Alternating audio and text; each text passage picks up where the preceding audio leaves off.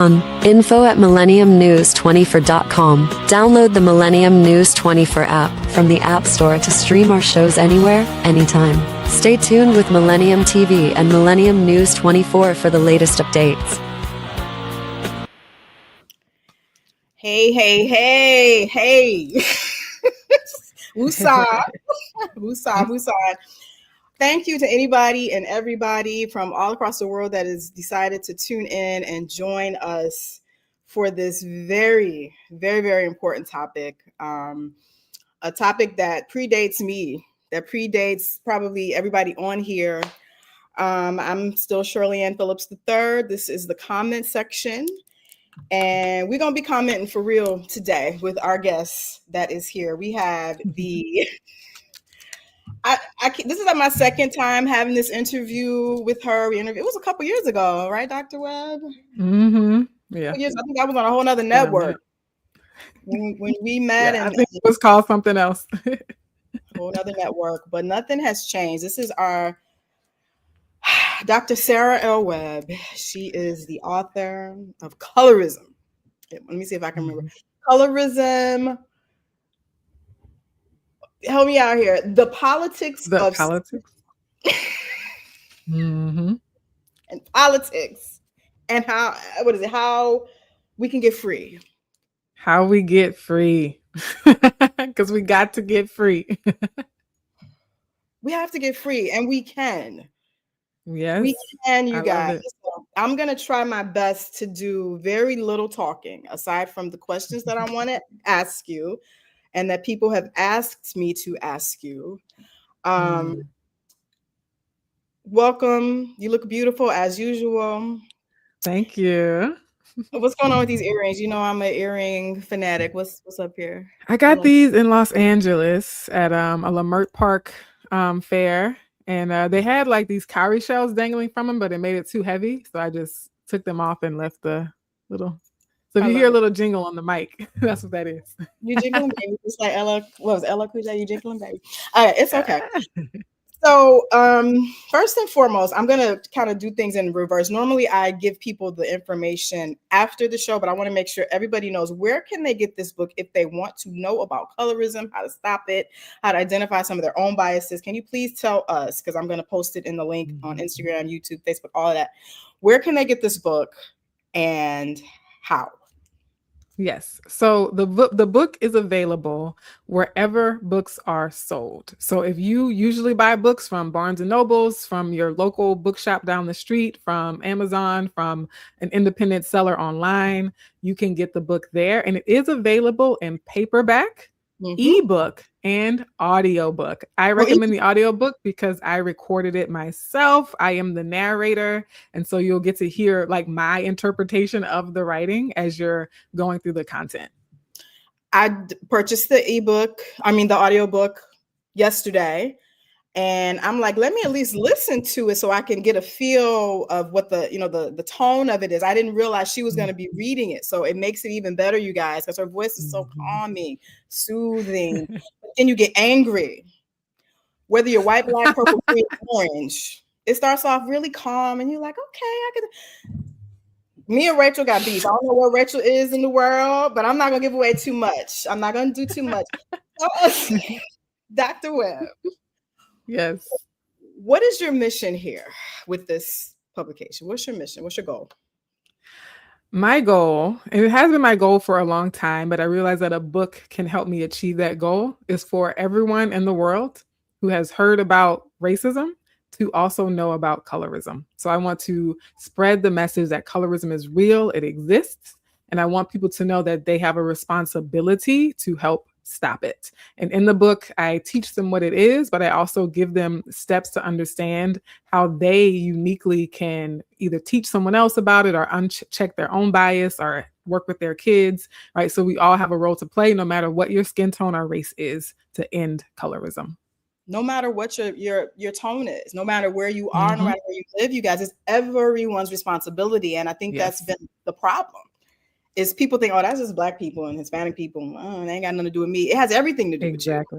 Because you can use privilege for good. Yes, absolutely.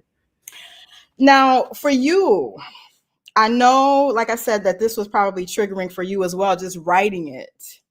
Yeah, girl. I don't drink. I don't know if you drink or not, but I'm sure that if you did, you probably need a couple of sips or something as you were writing. I do not drink. I might toast on New Year's, but I don't drink.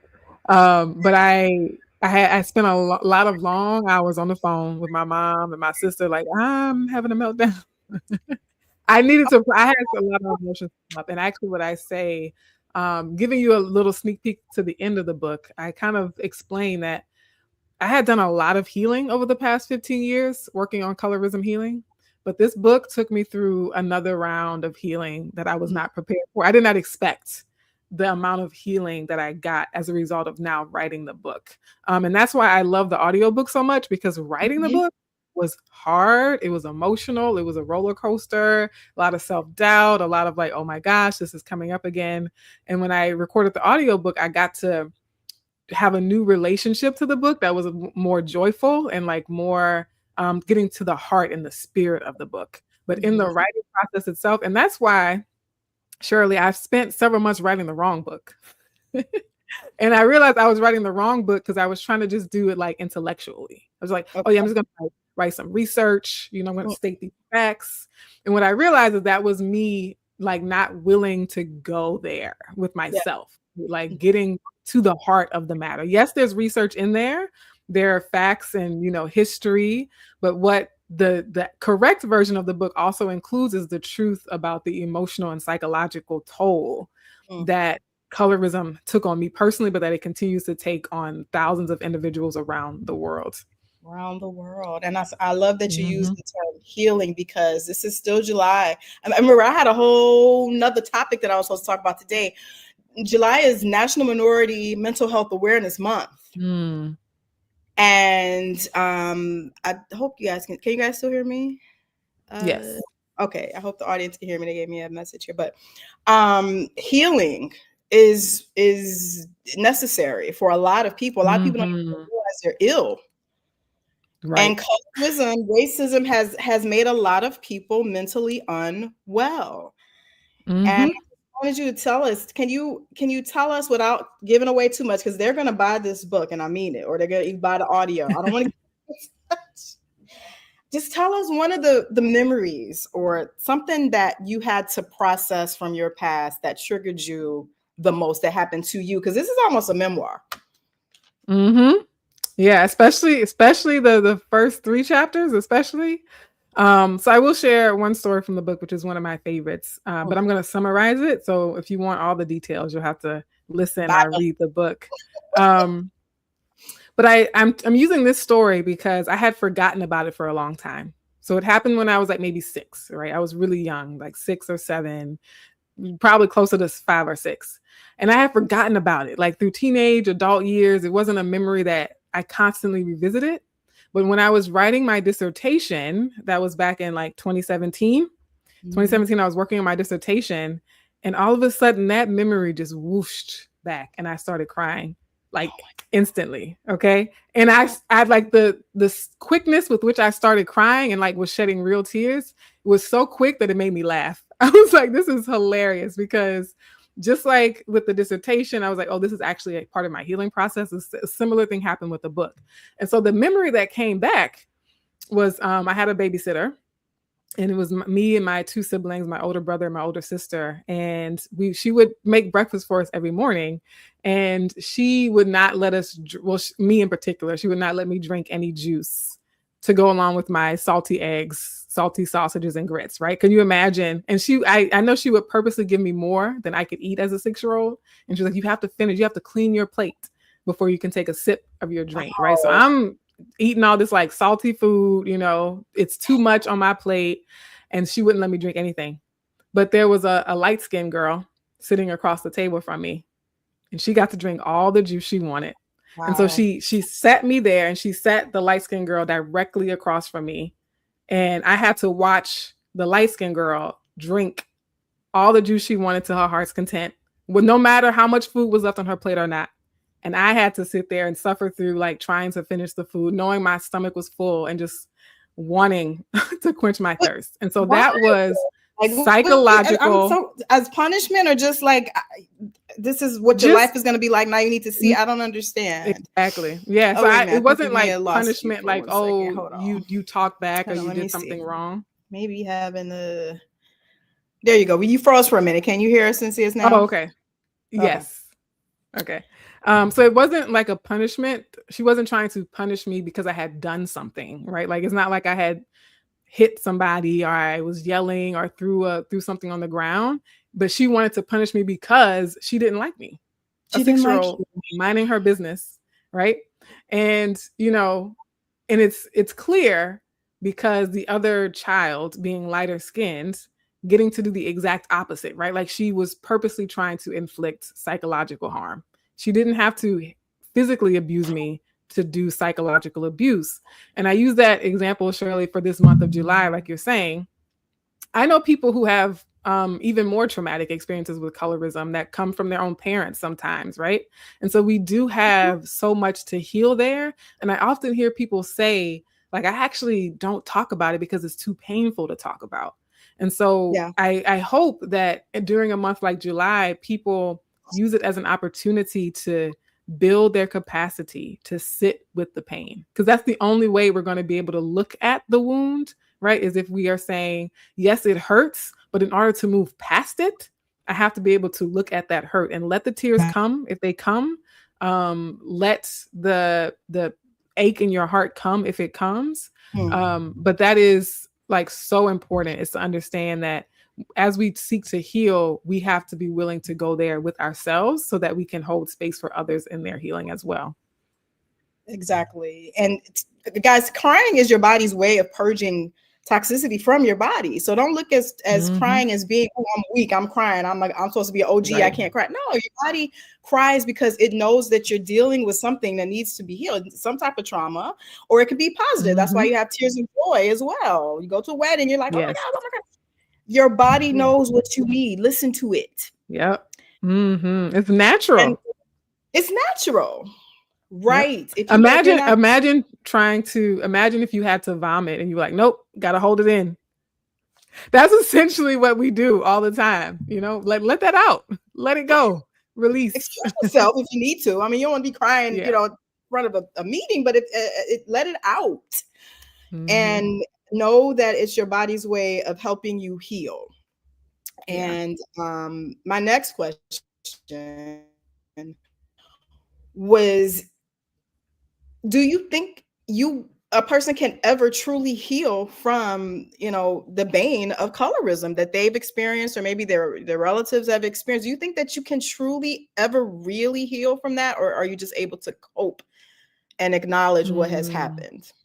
I think healing is possible, but I think we have to redefine what healing is, right? Healing doesn't mean I'm going to be happy every day 24/7 for the rest of my life. Right? People think, oh, if you're healed, you'll never cry again. Or if you're healed, you'll never be bothered or frustrated again. And I think healing is you grow to a place of resiliency to where you're able to move forward in your life without that pain holding you back. Right. And so even if there's still like a little pang of sorrow in my heart, like nothing about the trauma that I've experienced around colorism is going to stop me from putting my book out in the world, from going on live TV and talking about it, and, pursuing a degree in this or that area. And so healing doesn't mean you'll never feel bad again, or you'll never wish it didn't happen, but it is like reclaiming your power over your own life. And this thing doesn't have power over me anymore. And it's not like a constant in my day. Like when things come up, you deal with it, you let it release, but your baseline is no longer resentment. It's no longer, it's not like your baseline is not to be triggered. Like being triggered happens periodically, right? But it's not like an everyday thing where you're living in survival mode and just trying to tread water, trying to keep your head above water. Healing is where I'm swimming, I'm running, I'm hitting my stride. Every now and then I get a speed bump and then I just keep going, right? And so we can think of it like that. Like forget, I can forgive people for their transgressions, but I'm not ever going to forget. And once you know better, you do better. Yes. And I wanted to know, I know you're tired because she's on a book tour, you guys. So that's why I had to hurry and snatch her before. And then you're only going to be able to see her on CNN and, you know. Yeah, speak it, sis. Speak it. I'm putting that into the universe for you because I already had a couple people DM me like, that's your friend, you know her? I'm like, why? Are you about to put her on your show? Because if not, keep pushing. But in a minute, you guys, she will not be accessible to just the average Joe because this is a hot topic. Just based on the views that I got from the post, I had a student of mine who is now on her way to high school, and dark skin, beautiful baby, and she has dealt with depression and anxiety. Ever since I've known her. I met her when she was in 5th grade. Long time ago. She would enjoy the book. I'm gonna get it for her. Yeah, she would enjoy it. I talk about my my past and dealing with depression and anxiety and how I didn't know when I was younger that I was depressed. And so yeah, I think it could help her as well. Oh, didn't know. I love that. Don't know. A lot of us don't know. And when I say us, y'all know my first love. I love all y'all. I love everyone. I love everybody because God loves everybody. But my first priority is Black women because I am a Black woman. And I know the traumas and the pains that we hold inside. We don't talk to people. Sometimes we don't even have a teacher or a parent that we can talk to because everybody's busy on their own journey. But for you, did you find any statistics about, I got to give you her question. Hold on. She's going to kill me if I don't give you the question. She said, if Black is so ugly and being dark skinned is so bad, she said, why does everybody try to be like us? Why are people getting their lips injected and they go to the tanning salon and they're getting the BBL? She said, why do the Kardashians and everybody else want to be like us with our features if Black and being dark is so ugly? Do you have an answer? Because I had an answer, but I can't say it on here. But you have? I have an answer, and I'm gonna try to speak slowly so I can make sure people like catch what I'm saying.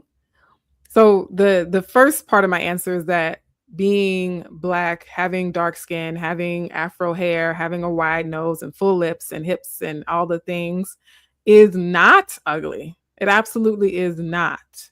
Thank you. However, for the colonizers to be able to oppress a group, they had to convince that group in the world that that group was less valuable. They had to dehumanize the group. And so their method of dehumanizing Black people for the purposes of oppressing us and forcing us into slavery, etc., was about our devaluing us overall. And that includes our physical attributes, right? So there's nothing inherently wrong about them. And what colonization and white violence does is it says, well, you have that thing and we're going to stigmatize it because you have it. But if we have it, it's a flex. If we have it, it's an asset, pun intended. Right? And so it's about who, quote unquote, gets to flex cornrows or a tan or, a larger figure, right? And so it's not that those things are inherently, quote unquote, ugly or bad. It's that we, like white folks who want to hoard power and want to use violence to try to dominate other people, they are positioning themselves as being powerful enough to take something away or like to borrow something or to leech something from Black people and say, well, now that we have it, it's a good thing. And so it's really important that we emphasize that there's nothing wrong with our features, right? And the fact that they are now profiting off of them, because that's what it boils down to at the end of the day, like they're profiting off of these things. But they had to convince us that they were less valuable in order for them to try to steal power, right? And so it was a lie. It's almost like if you know how you have haters and they see that you're doing something good, they're like, oh, Shirley is really smart and really gorgeous. So I have to knock her down a few pegs and be like, girl, why you wearing that shirt? Like that's out of fashion. That's outdated. Then tomorrow they go wear the same shirt. Same shirt. Right? Absolutely. Like they knew. They were like, oh, they got something. We have to make them think that they don't have something, and then we're going to steal it and profit off of it. Right? And so that's the cycle of that.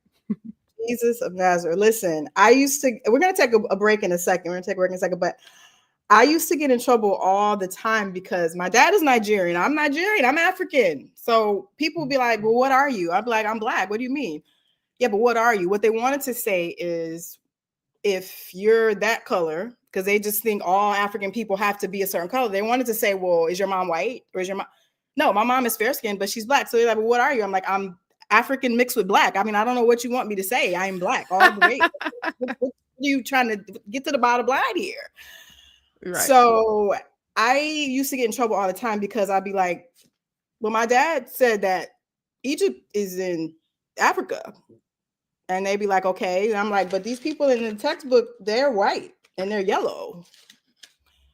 Well, just read it. Just do it. This is when I was in early elementary. I said, but my daddy said that the nose was shot off because these are Black people noses on the Sphinx.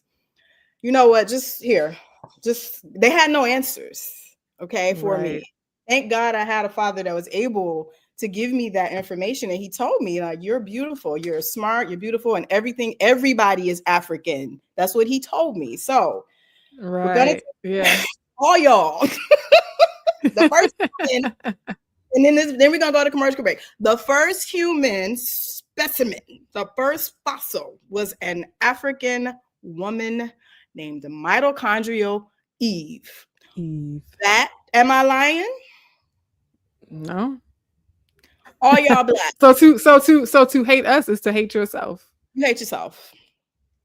We're gonna take a break, and I promise I'm gonna shut up when we come up. We're gonna take a quick break on the comment section. We'll be right back.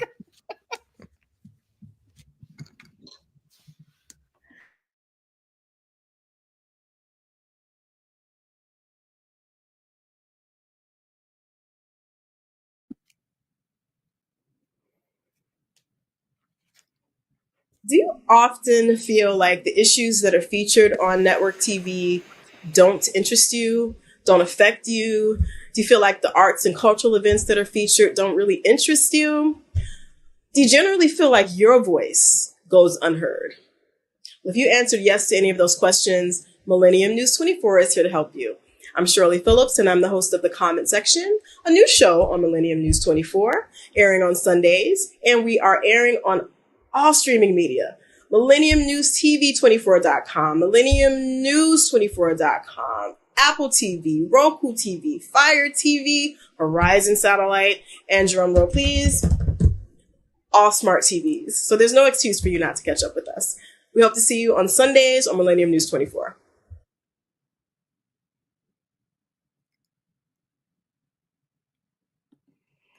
All right, we are back on the comment section. For those of you that are just joining us, we are here with our illustrious guest, Miss Dr. Mrs. Queen, Dr. Miss Queen Mother, Dr. Sarah L. Webb. I can't give you enough props, ma'am. I can't. Because she's so sweet. The way you see her, this is how she is all the time. She's so sweet, but she's so smart, and she's such a wealth of knowledge. Thank you. When you have had these events, she's on a book tour, what has been the response? Oof. The response is so many people just talking about how this book and the work leading up to the book, because a lot of people have been following my work even before the book, but the book is a culmination, like a beautiful representation of that work. And so a lot of people say like it gave them language to things that they were experiencing and just didn't have a framework to understand it and say like, that's it. Like, that's the thing. And no one else could name it for me, right? Dr. Sarah named it for me and described it, and I feel seen. And so there's a lot of healing involved.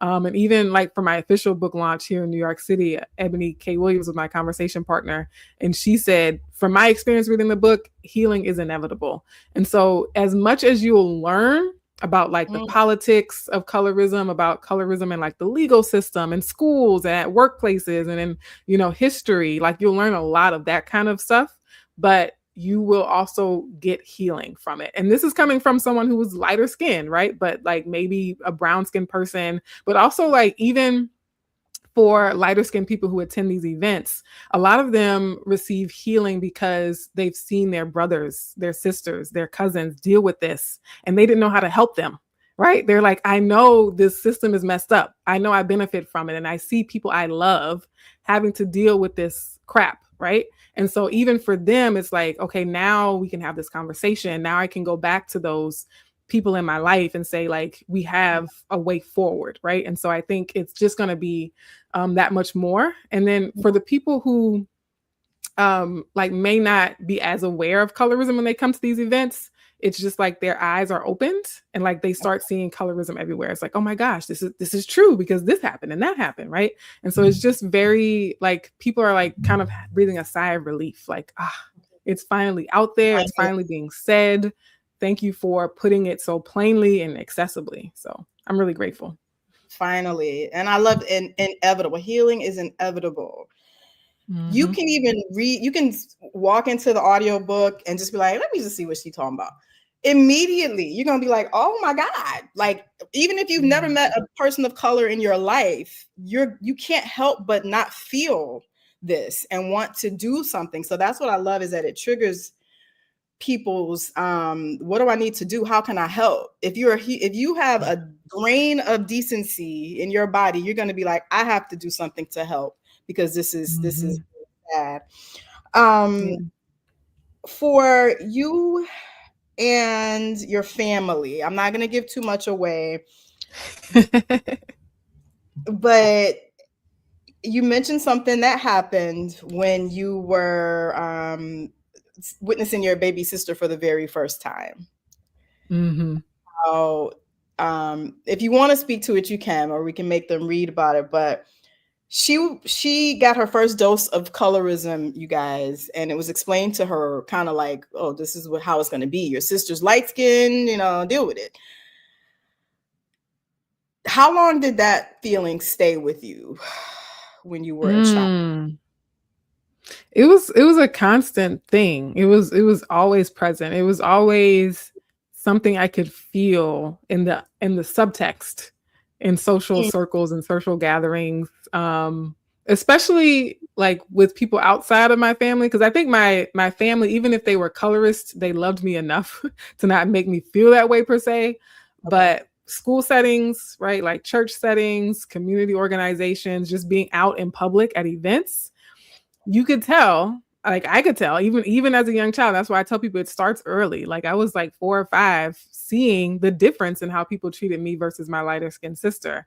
And so that even into adulthood, honestly, like I don't respond to it the same way, but I still clock it. Like when people are like just so eager to like be deferential to my sister or like defer to her as like maybe the authority in that conversation. And I'm like, well, actually, I know a lot about this topic. And so but I think what the benefit now as an adult is when I know the language, I can name the thing and I have like a context for it. Whereas when you're a child, and this speaks to the mental health aspect as well, when you're a child and you don't have the language, you don't have a framework, you can't rationalize it. All you can do is say, well, what's wrong with me? Right? Like, why am I not, good enough to also be considered in this way or be treated in this way? And so it was a lot that I had to like unlearn and unpack and heal in that regard. But I think I was also fortunate that my sister wasn't the kind of person who basked or who took advantage of that privilege, right? And I know, again, like I hear stories from countless people around the globe, and some of them have sisters who will gladly take advantage of the extra attention or the extra praise, and let it boost their ego at the expense of their sister or their friend or their cousin. And so I was fortunate that even though like the people in our communities were being colorist and I could always feel that from them, that my sister herself never made me feel that way. And I think that's why I do harp on the fact that we can have healthy, good relationships across the skin tone spectrum, right? I've seen it. I've lived it. I know that even in a world that is colorist, Black women of all shades can have sisterhood, right? But it takes effort. So my sister also doesn't deny colorism. She doesn't deny privilege. And so if you are wanting to build that sisterhood, you have to be honest about what's going on and what we're each dealing with. You're hitting on everything. Next week's show is about sisterhood and mental health and how critical it is. How critical it is to have a sister circle. And by sister, I don't just mean Black sisters or Hispanic sisters. I mean people that you genuinely trust and that you can bear your inner feelings to. I've had some white sisters who, to this day, I can call and be like, yo, and they have treated me better, some of them, than some of my darker skinned people that I can't name without making anybody feel attacked. But I don't want you guys to think that we're attacking white people. We're not. Some of the biggest help that I've gotten, and I'm sure you can atone to this or attribute this, has been from people that are not Black. Yeah, and I've even seen, like, when we talk about colorism, that some of and this is a question that was asked at my book launch, like, who gives me the most pushback? And I said a lot of times it's other Black people who will fight me the hardest on talking about something like colorism. And I will see like other women, even women from other countries, that are just willing to like hear me and are willing to be like, yeah, actually, I do see that. Right. I do see that with my siblings. I do see that with my cousins or like the aunties in the community. And so I always say too, that just there are Black people, there are people of every color, every race who have caused me harm. There are people of every color, every race who have supported me and lifted me up. And so at the end of the day, we all are responsible for being the best human we could possibly be. Like, your color and your race, your racial identity does not absolve you from doing what you need to do to be a good person, right? And so that's what I think the ultimate goal is for humanity is, no, we all need to be the kind of person that lifts other people up, that, you know, supports each other as fellow citizens of this planet. Be a good person, a good human being. And you can't help, like you said, it's inevitable. If you are truly trying to be a good person, or if you're just an innately empathetic person that wants to help and see everybody, you know, succeed and heal, you will want to do something after you listen to this book or read the hard copy of the book. I say do both. I'm going to purchase a stack of the hard copies too, because I like to highlight and take notes, and I'm going to force my 8th graders to read it. That's why I'm I love it. I don't want them to get scared, but parents, if I am a parent, right? Because what you said with your mom, I don't think your mom was trying to be malicious. I think she was trying to help you by preparing you, like, this is just how the world is. I could be wrong, but I don't think she was trying to make you feel bad. I think she was trying to help you. But can parents, or are parents, the most important factor in ending this? Like, learning starts at home. Teach your children that we're all beautiful, we're all special, we're all, you know, we all have the aptitude to be amazing. Do you think that we can put that on parents, or is it everybody's responsibility first? First and foremost, it's everybody's responsibility. And I say this, so like a lot of times when I'm doing presentations on colorism, people often say, well, it starts at home and parents have to tell their children they're beautiful. But I also say parents also have to teach their children not to be bullies. Parents also have to teach their children that they're not better than anyone else, right? So it's not just like, oh, tell your child she's beautiful, but also tell her that she's not more beautiful because she's light skinned, right? She's just as beautiful as everyone else. But also, when we think about where we are right now as a society, there currently are just a lot of parents who are not doing the work, who are not around, who are not present, who don't have capacity, who don't have the tools, who don't have the resources. They're working 2 and 3 jobs. They are, you know, going through a terrible divorce. They're dealing with chronic health issues, right? And so some parents barely have capacity to put food on the table, right? And are just, again, in survival mode. And so it takes a village. It takes a village. Everyone, whether you have a child or not, like working to end this issue is going to take everyone, because to put that, you think of a single mom. I was raised by a single mom. And part of, as an adult, she's come back and said, now that she's been listening to my work all these years, she realizes that she could have done more. She wishes she had paid more attention to this particular issue. But she was a single mom trying to raise 3 kids, working a very demanding job that was, toxic to her as well. And so parents are only human, and they're just not going to be able to do everything that we need to ultimately end the issue of colorism in society. They can't do everything. They can't. Right. They shouldn't be expected to, because they're still learning too. I mean, exactly. They're learning too, and they're still healing too. They're healing too. Yep. It's just so much to unpack, and I think you do an amazing job. Just with the few minutes that I've listened to, I'm on my way to the gym when I leave work, but I'm going to continue to listen. My goal is to finish it by tomorrow night. I think it was like 5 hours, 5.5 hours. Yes. So yes, it's doable. You can definitely get through it in a day. Yeah. If you have a stretch of time on a long road trip. It's good conversation piece. If you're listening with a group of people, to hear other people's perspectives of what she talks about, you guys, that I'm excited to do that. And I might actually incorporate it in next week's show. I'm not sure yet, but I think that's an amazing way to tackle the book. Black men, and I don't care who gets who, where I'm going with this. I don't care. I don't care. I saw the question.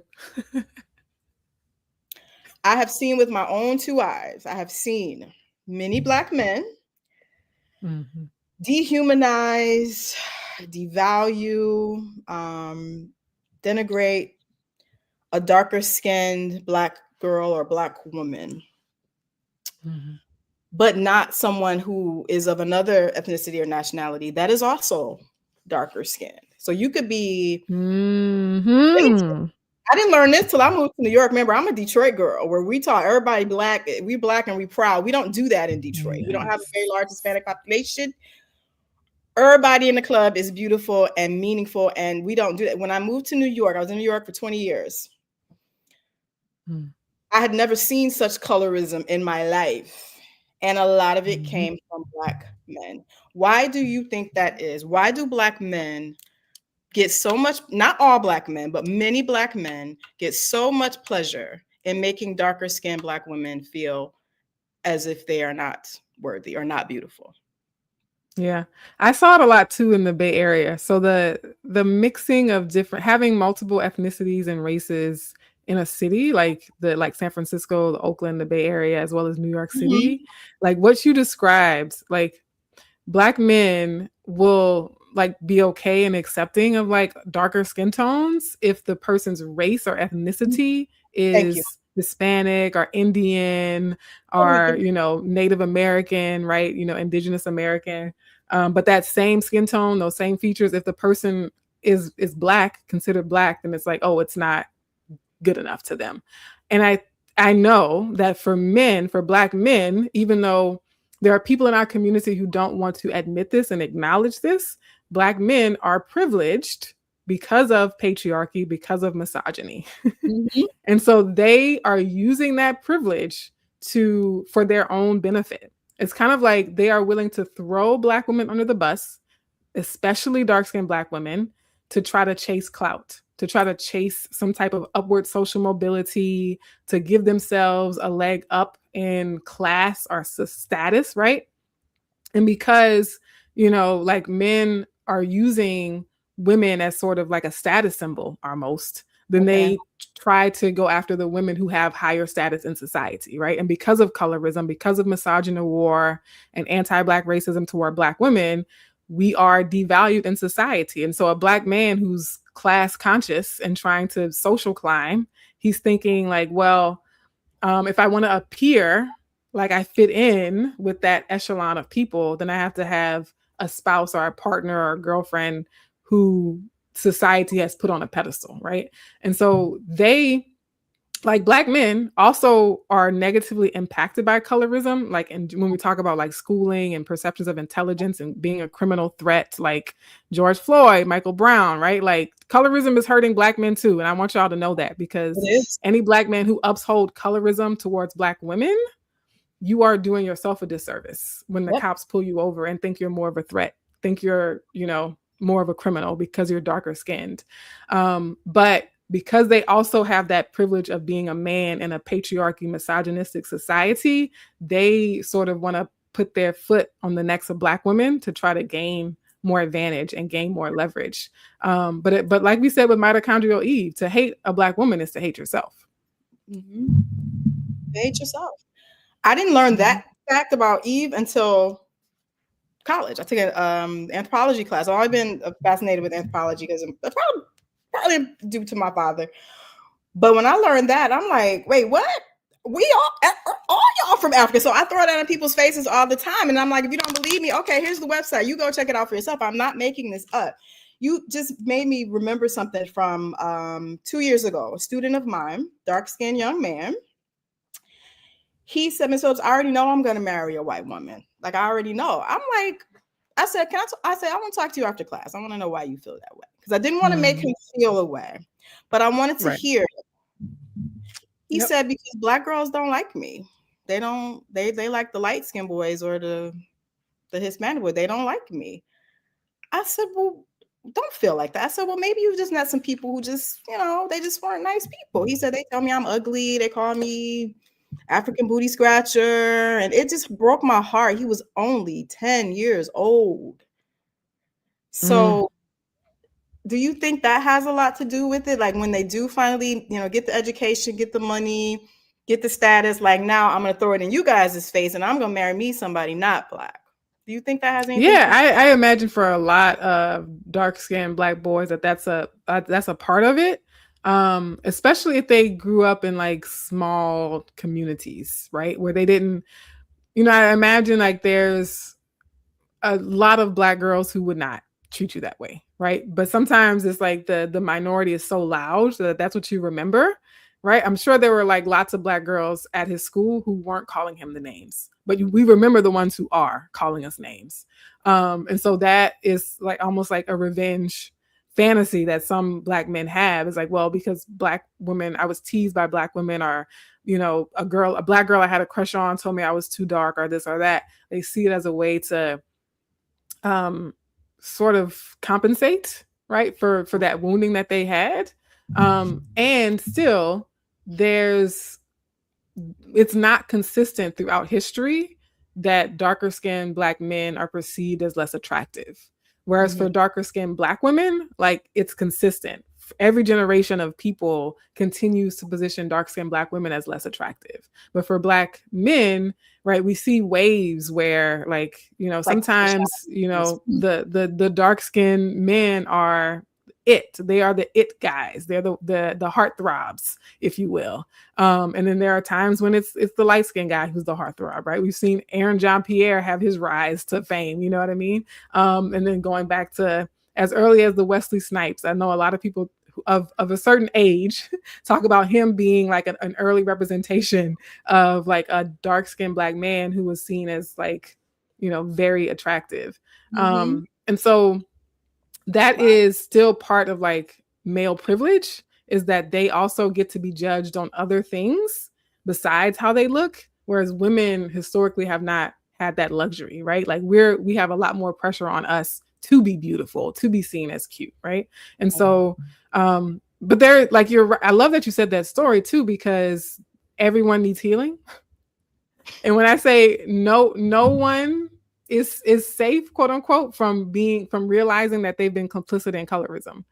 And just like there are dark-skinned boys who will hate dark skin, there are dark-skinned women who will also hate dark skin and also be bullies and tell, like you're saying with this student, tell them like, well, you're too dark. Or you'll have dark-skinned women say, well, I don't want to date a Black boy because I want my children to be mixed or to be light-skinned, right? So you have dark-skinned women rejecting Black men because of that. And so everybody needs healing. Everybody needs to check their bias and unlearn this.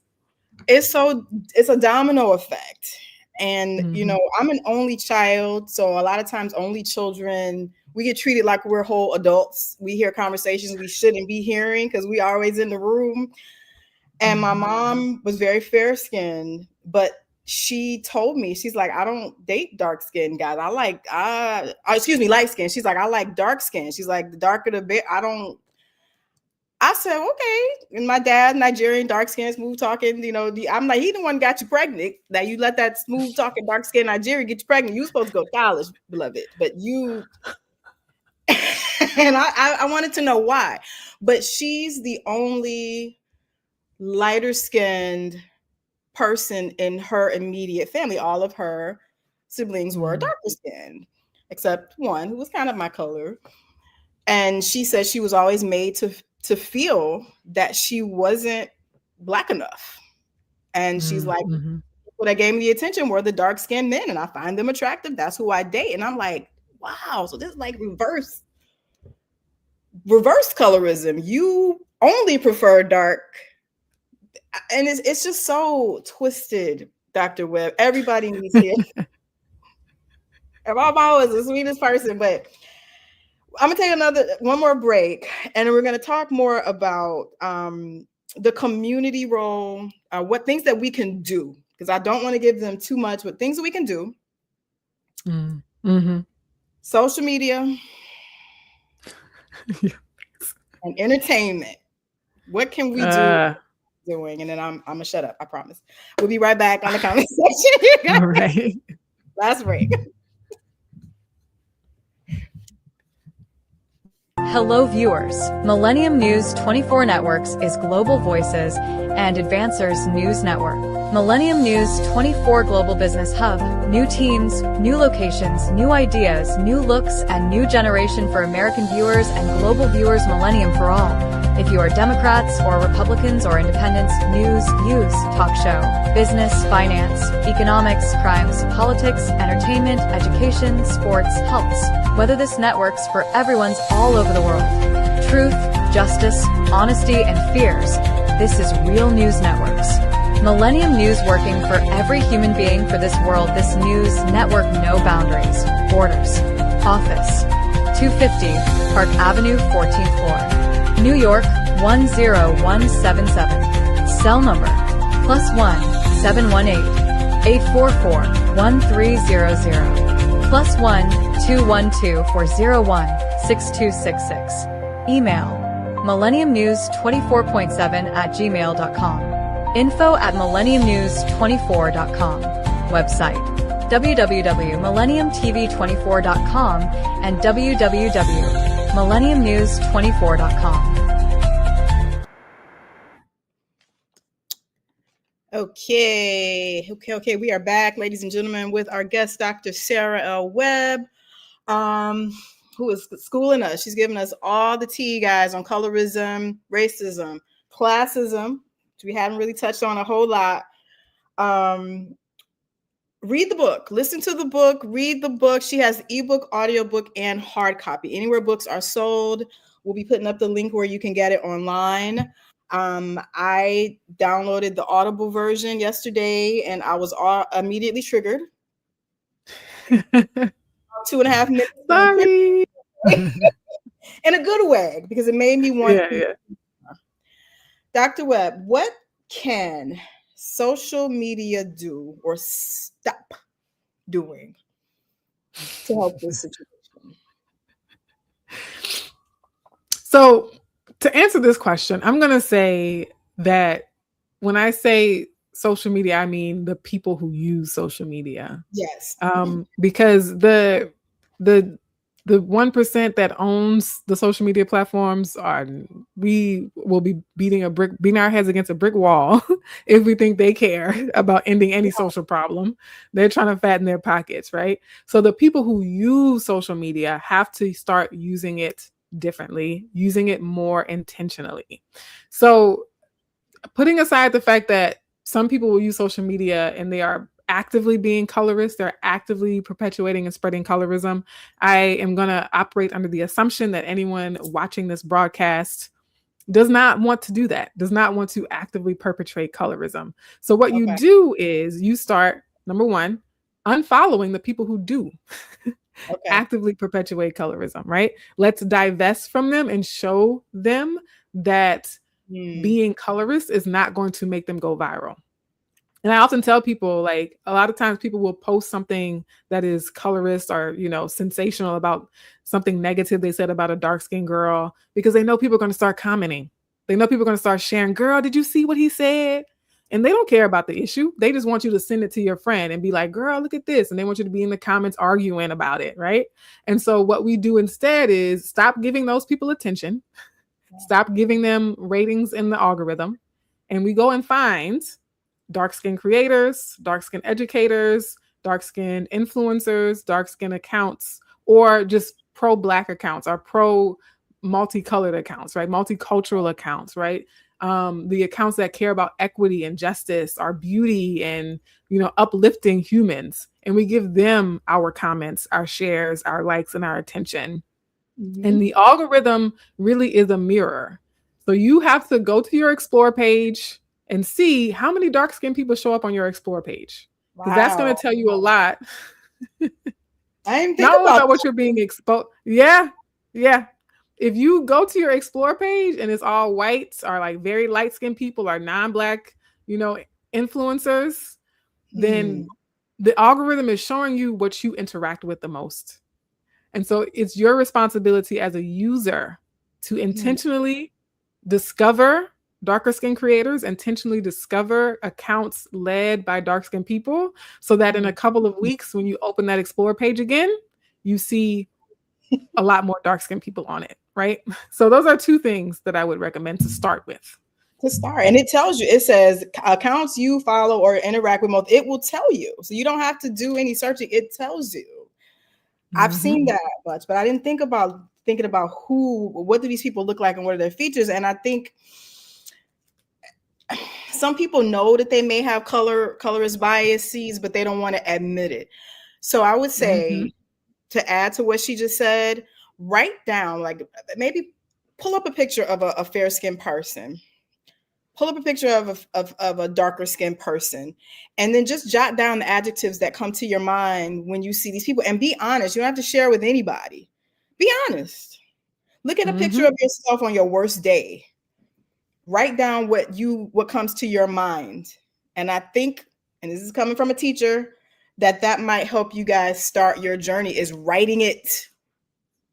Write it or speak it into your little iPhones and your little Android. Use the voice notes. Because I'm tired, you guys. I'm so tired of this. And I'll say too, like, someone I interviewed was a guy, and he was saying when he talks to other men about colorism and their quote unquote preferences, he says, "Well, show me your receipts." So if you're wondering, show me your receipts.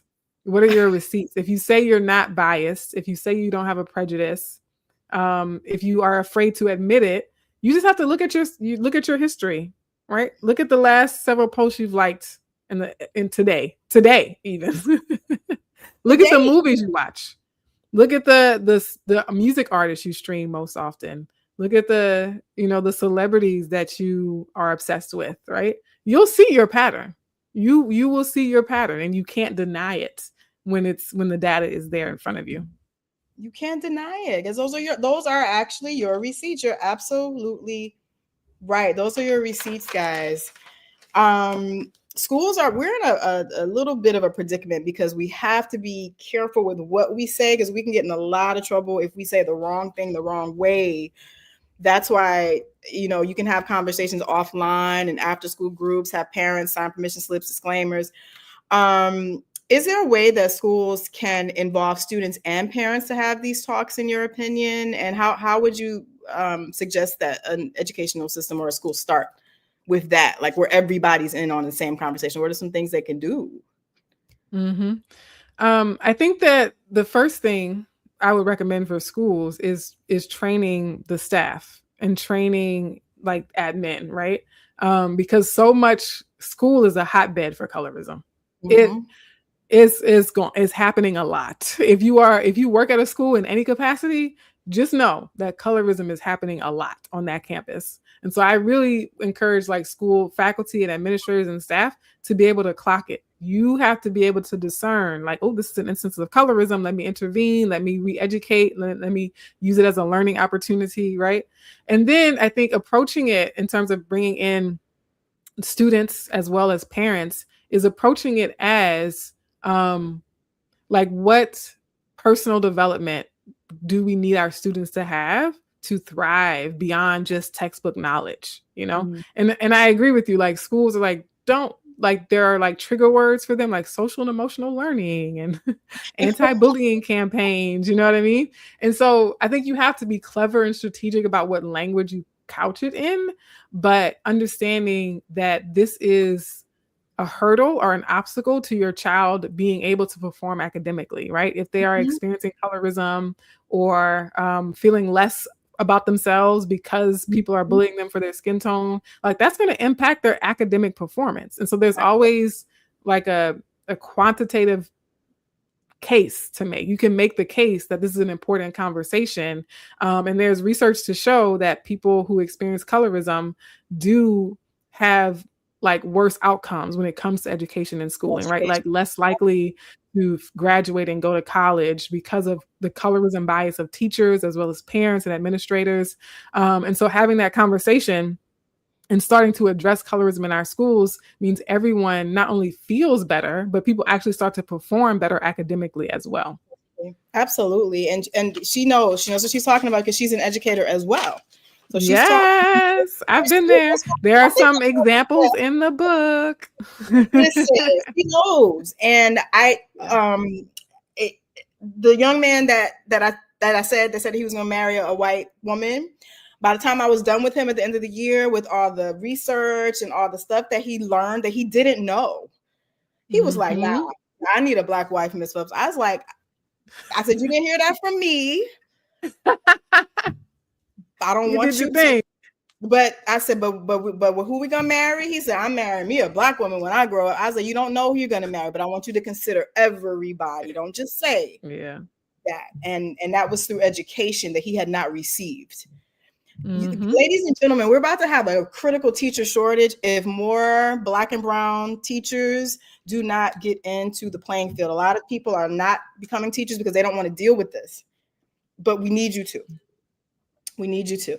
We got about 30 seconds left. Please get the book, ebook, audiobook, hard copy book. I will help you. I'm going to give away 3 copies. So thank you. There's the book, Colorism, the Politics of Skin Tone and How We Get Free. Type it, Google it, screenshot it. I'm giving away 3 signed copies to the first 3 people that inbox me, DM me, text me if you know who I is. You got my cell phone. 30 seconds, Dr. Webb. What advice would you give our listeners? What are some words of encouragement or advice that you can give some of our listeners who might be dealing with this or who want to help? I will unapologetically say, get the book, read it, and read it with a courageous spirit. Don't read it with the mindset that you already know everything. Read it with an open mind and an open heart and say, okay, where do I need to do better on this issue? And I'll leave it at that. And that's whether you're Black, brown, purple, green, we don't care. That's for everybody. Exactly. Yeah. Thank you guys so much. Thank you, Dr. Webb. Thank you, Shirley. It was so good to talk to you again. I know. When I come to New York, I'm gonna call you. I'll be there next week. Bye, everybody. I'll see you next week. Thank you so much for joining the comment section. Bye-bye. Have a good rest of your weekend. Adios.